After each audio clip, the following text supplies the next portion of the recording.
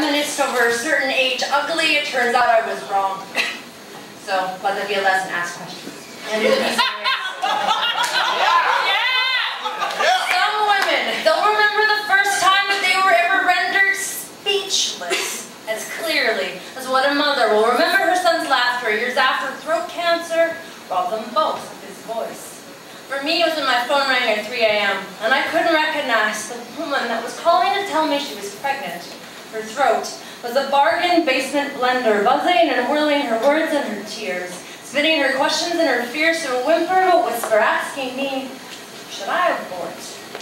I didn't even know who that voice belonged to, until I heard her name shouted in the background by her lover, the man that walked out on her so many times. Her life was a revolving glass door, leading into a hotel she would never afford, opening and closing, never staying still long enough to keep the warm air inside.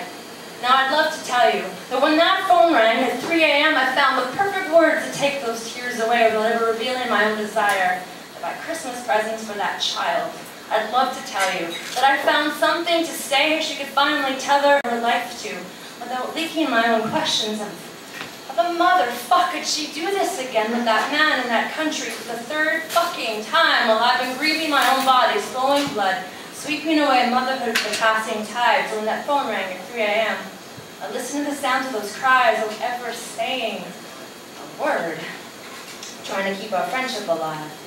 But if I could take it all back and jump back to that moment where her hesitation was still pressed into the form of a question, I would have told her the simplest of truths. You will make a great mom. And no matter whatever happens after this phone call, do not ever listen to the alarm bell siren of another fucking woman warning that you're not old enough, rich enough, sober enough, educated enough to raise a child on your own. But the only thing a child will ever need to be happy is love. It took me 7 days too long to know what to say, because she went on to call those other women. The women would raise the alarm bell siren and the things they thought were missing in her life, and she would swallow that advice whole. I'm never going to allow myself to be silent again, because the only thing a child will ever need to be happy is love.